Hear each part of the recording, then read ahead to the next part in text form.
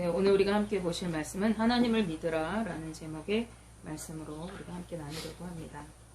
네, 오늘 우리가 함께 읽은 마가복음 11장에서 15장까지의 말씀은 예수님께서 생애 마지막 한 주간 동안, 고난주간 동안에 행하셨던 사역을 소개하고 있는 부분입니다. 그 중에서도 오늘의 본문이 포함된 마가복음 11장 20절에서 14장 11절까지의 말씀은 화요일에 예수님이 잡히시기 전에 있었던 사건을 보도하고 있습니다. 그런데 본문은 그 시작 부분에 해당하는 그러한 부분이 되겠습니다. 그런데 이와 유사한 본문인 마태복음 21장 18절에서 22절 말씀에서 마태는 성전 정화에 관한 기사를 기록하고 난 후에 본문을 등장시킴으로써 두 사건이 서로 별개의 사건인 것처럼 이렇게 묘사하고 있는 것을 볼 수 있어요. 뿐만 아니라 예수님께서 명하심으로 무화과 나무가 말라버린 사건을 통해서 예수님께서 행하신 그러한 이적 자체에 관심을 두고 예수님은 놀라운 그러한 능력으로 이적을 행하시는 분으로 기록하고 있습니다. 그런데 오늘 마가는 앞에 사건을 앞과 뒤에 배치하고 중간에 성전 정화 사건을 삽입함으로써 사건을 구체적으로 묘사하고 있어요. 그리고 그게 최대화를 높였습니다. 또한 성전 정화 사건과 이 무화과 나무에 말라 죽게 되어지는 이 사건이 서로 무관하지 않음을 말씀하고 있는데요. 예수님께서 행하신 이적에 초점을 맞추기보다는 사건에 등장하고 있는 무화과 나무의 상징성을 초점을 맞추어서 본문을 기록하고, 그래서 말라버린 무화과 나무 사건을 통해서 예수님께서 제자들에게 들려주신 그러한 교훈 말씀에 더 집중하고 있는 것입니다. 네, 이 사건은 예루살렘 입성 다음 날인 월요일에 이 예수님께서 베다니에서 이제 나오셔서 예루살렘으로 올라가시는 길에 이 배가 고프셨어요. 그래서 예수님께서 멀리서 보니까 잎이 무성한 무화과 나무가 보이는 거죠. 그래서 그 무화과 나무에 다가가셔서 열매가 열려 있을까 하고 살펴보았는데, 그런데 잎사귀는 무성한데 열매는 아무것도 찾을 수 없었던 것입니다. 마가가 친절하게 그 이유를 설명해 주고 있는데, 그 이유는 무화과가 아직 거둘 때가, 수확할 때가 아니었기 때문이라고 이렇게 덧붙여 얘기하고 있습니다. 예수님께서 열매를 얻을 수 없었던 무화과 나무에게 다시는 내게서 열매를 따먹지 못할 것이라고 하는 말씀을, 저주의 말씀을 선포하셨어요. 그리고는 성전에 올라가셨습니다. 예수님께서 성전에서 매매하는 자들을 내쫓으시고, 그리고 돈 바꾸는 자들을, 상과 비둘기 파는 사람들의 의자를 모두 둘러엎으셨어요. 그리고는 그들을 가르쳐서 이렇게 말씀하십니다. 기록된 바 내 집은 만민이 기도하는 집이라 칭함을 받으리라 하고 하지 아니하였느냐? 너희는 강도의 소굴을 만들었도다. 아멘. 네, 이 일로 대제사장들과 서기관들이 예수님을 어떻게 죽일까 꾀하기 시작하였습니다. 예수님의 교훈을 놀랍게 여겼던 무리가 그분의 뒤를 따랐기 때문입니다.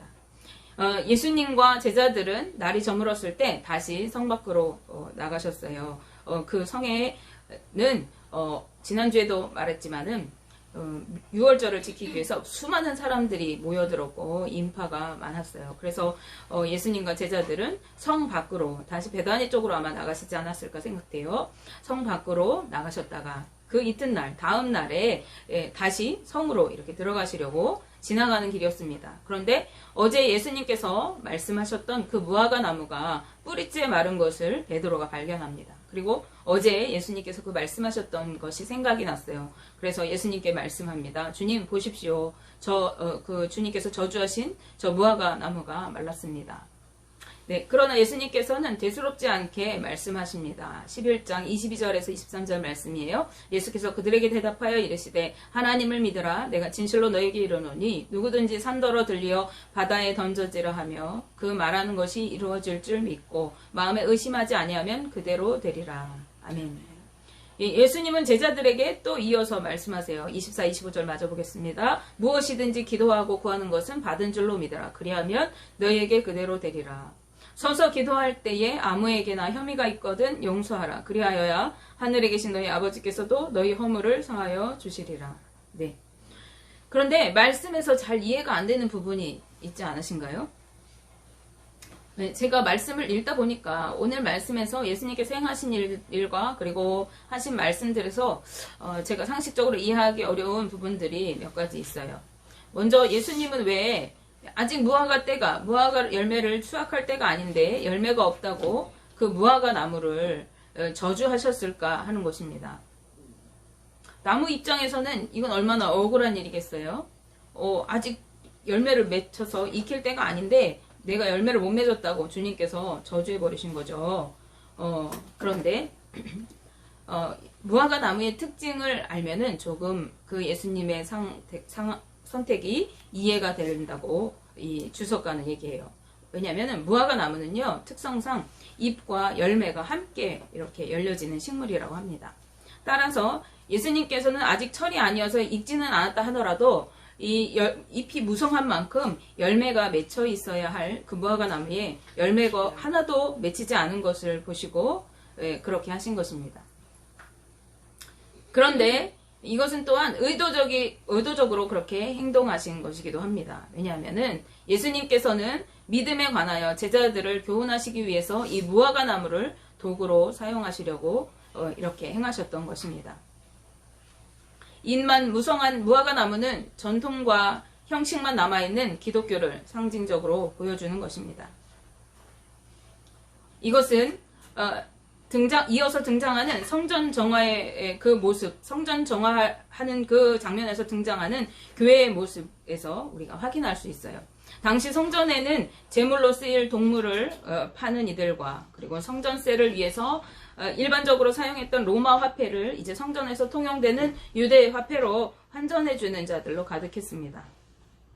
그런데 이들이 성전에 머무르는 이 과정에서 대제사장들은 장사치들과 결탁하고 매점매석하면서 이득을 취하게 되었어요. 그리고 거액의 환전 이득을 취하면서 재물을 모으기 위해 온갖 술수를 부리고 부패한 종교인의 모습을 취하였습니다.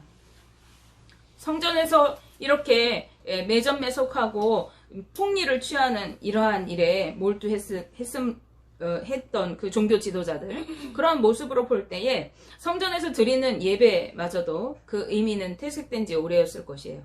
그래서 그들은 이제 전통으로 드려지는 그 예배의 형식, 그것만 남아있게 되고 성전에서 행해지는 예식들은 상업화되어지고 형식화되어져 버리고 말았습니다. 이러한 기독교의 모습은 잎만 무성하고 열매가 없는 것처럼 교회 안에서 열심히 섬기고 예배하는 것 같았지만은 열매가 전혀 없는 그러한 모습이었습니다. 예수님은 그런 믿음 없는 교회와 교회를 상업화시킨 종교 지도자들을 향해서 책망하시고 있는 것입니다. 왜냐하면 이러한 교회는 생명력을 상실하였기 때문에 그렇습니다. 그리고 이들이 그렇게 되어버릴 수밖에 없었던 원인은 바로 그들에게 하나님을 믿는 믿음이 결여되었기 때문입니다.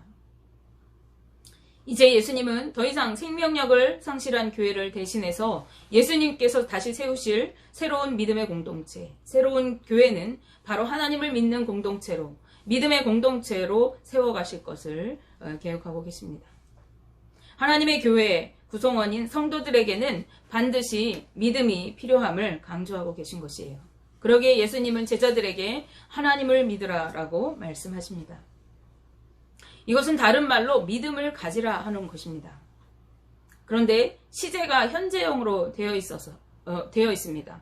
헬라어에서 현재형은요, 계속되어지고 그리고 또 반복적으로 되어지는 것을 의미하는데요. 그래서 이 말은요, 너희가 계속해서 믿음을 가지고 있으라 라고 하는 것이 되겠습니다.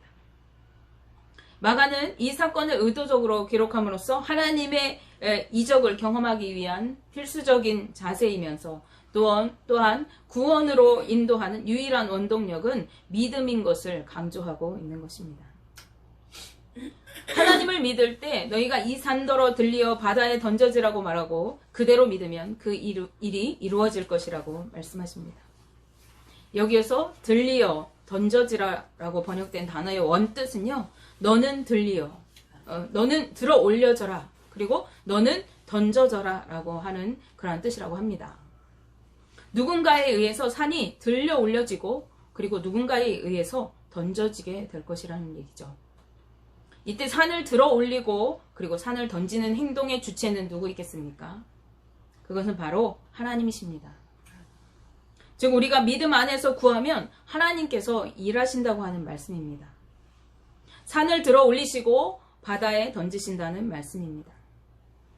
산을 옮긴다라고 하는 표현은 당시 유대 사회에서 매우 어려운 일, 감당할 수 없는 일을, 불가능한 일을 가리킬 때에 사용하는 격언이 산을 옮긴다라고 하는 말이라고 해요.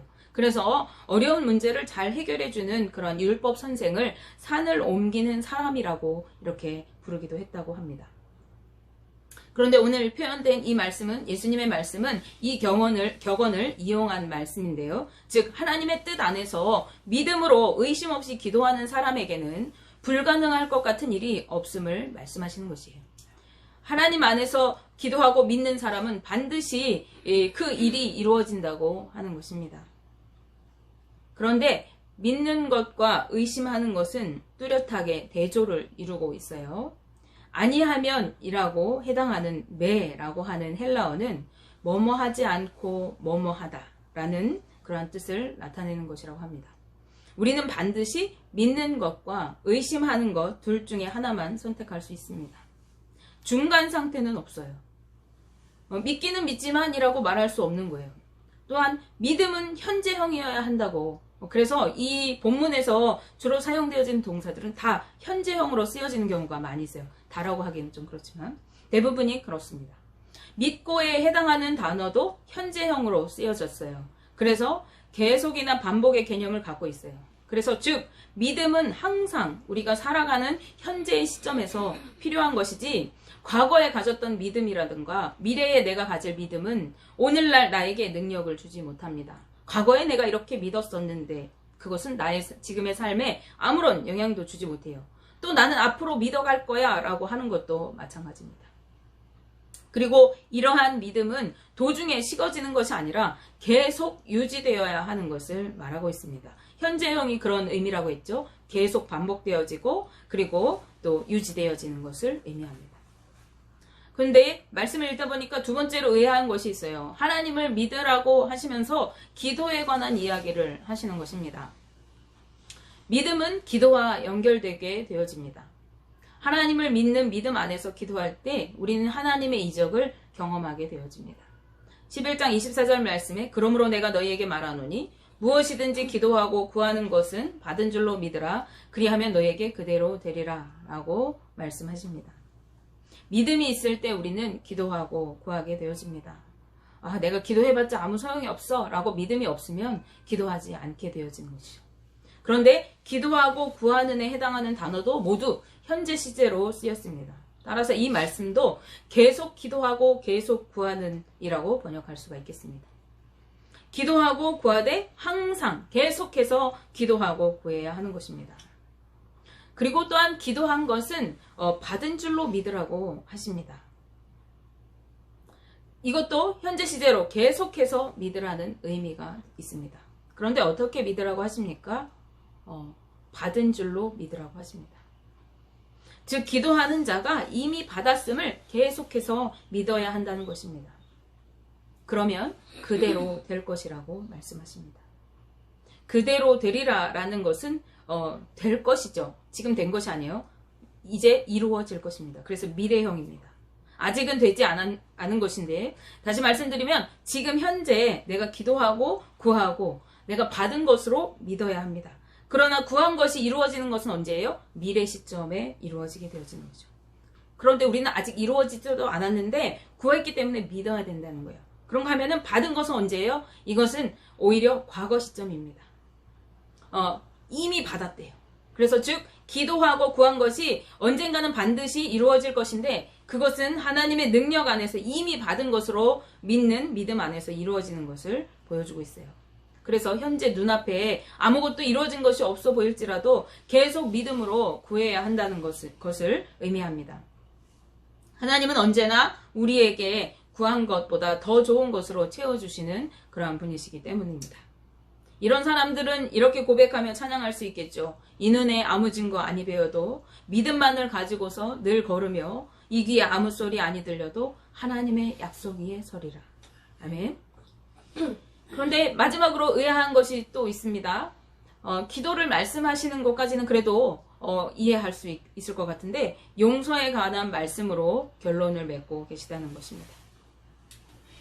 이것은 기도의 전제 조건으로 말씀하시는 것입니다. 25절 말씀을 함께 보시겠습니다. 서서 기도할 때에 아무에게나 혐의가 있거든 용서하라. 그리하여야 하늘에 계신 너희 아버지께서도 너희 허물을 사하여 주시리라 하시니라. 아멘. 서서 기도할 때에 라는 말은 내면적인 자세를 의미합니다. 물론 대부분 당시의 기도는 서서 하나님 앞에 기도하는 기도의 형식이 많았다고 합니다. 그런데 여기에서 말하는 것은 그러한 외형적인 자세보다는 마음가짐을 이야기한다고 해요. 그래서 즉 하나님의 임재 앞에서 하나님을 높이고 온전히 하나님께만 향하는 마음을 의미하는 것이에요. 따라서 이 말씀은 마음을 하나님께로 향하고 너희가 기도할 때 그때를 말하는 것입니다. 그때 여기에서 때라고 하는 말은 뭐뭐 할 때에는 언제든지 라는 뜻으로 사용되기도 한다고 해요. 언제든지 라는 말이 붙는 거예요. 다시 말씀드리면 너희가 마음을 하나님께로 향하고 기도할 때에는 언제든지 아무에게나 혐의가 있거든 용서하라는 뜻이에요. 정신적으로든 물리적으로든 모든 적대 관계에 놓인 사람을 용서하라는 뜻을 내포하고 있는 것입니다. 우리가 하나님을 믿는 믿음 안에서 기도하면 우리는 이적을 경험하는 것처럼 우리가 믿음 안에서 용서하면 하나님의 용서하심을 통한 구원을 온전히 이루게 되어집니다. 자, 이제 말씀을 정리해요. 이 말씀을 통해서 예수님께서는 우리에게 말씀하십니다. 능력 있는 믿음, 불가능한 일을 가능케 하는 이적을 경험하는 믿음은 기도를 통해 가능하게 되어집니다. 우리가 기도하고 믿고 구할 때에 그대로 되어진대요. 또한 하나님께 용서받음으로 인해서 온전한 구원을 이루고 그때에 우리는 하나님과 교통하면서 기도가 가능하게 되어지는데 이 전제 조건이 바로 용서를 통해서 인간 사이의 화해가 전제가 되어야 한다는 것입니다. 다시 말해서 우리는 모든 사람과 화해하고 화평을 이루면서 우리의 마음을 하나님께 두고 믿음을 가지고 전심으로 기도할 때에 하나님의 능력을 경험하고 하나님의 이적을 누리게 되어진다는 말입니다. 원하기는 우리 동성교회 가족들 모두가 하나님의 뜻 안에서 서로 용서하고 이해하면서 살아가는 삶, 그리고 믿음으로 구하고 주님의 능력을 누리는 삶을 살아가게 되시기를 예수님의